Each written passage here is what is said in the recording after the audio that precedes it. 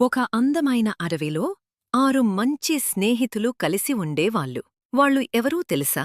బలమైన ఏనుగు గజపతి, ధైర్యవంతుడు సింహం సింహేస్, చిలిపికోతి ముంజి, చిత్తశుద్ధిగల పులి పులేస్, తెలివైన మొసలిమోకు, తిండి అంటే ప్రాణం పెట్టే పాండాబండు. వాళ్ళంతా స్నేహంతో జీవించేవాళ్ళు. ఒకరోజు ఆ అడవిలో పెద్ద వర్షం మొదలైంది. మబ్బులు ముంచుకొని వచ్చి గట్టిగా వర్షం కురిపించాయి. నీరు నిండిపోయింది.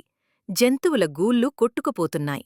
బలమైన గజపతి ఏనుగు చెట్ల దుంగలు ఎత్తి వంతెనలా కట్టి అందరినీ రక్షించాడు. ఆయన సహాయం విన్నంతలో వచ్చినదే. సింహం సింహేస్ పైన రాయిమీద నిలబడి గర్జించాడు. మనమే గెలుస్తాం, భయపడొద్దు, మనం కలిసి ఉన్నాం గదా అని అందరికీ ధైర్యమిచ్చాడు. చలాకీ కోతి ముంజి తన చిటికెన చేతులతో చిన్న జంతువులను ఎత్తుకుని ఎత్తైన చెట్లపై సురక్షితంగా ఉంచింది. పులిపులేస్ నీటిలో చిక్కుకున్న జంతువులను తన వీపుమీద వేసుకుని సురక్షితంగా తీసుకెళ్లాడు. ఎంత ధైర్యంగా, ఎంత మంచితనంగా!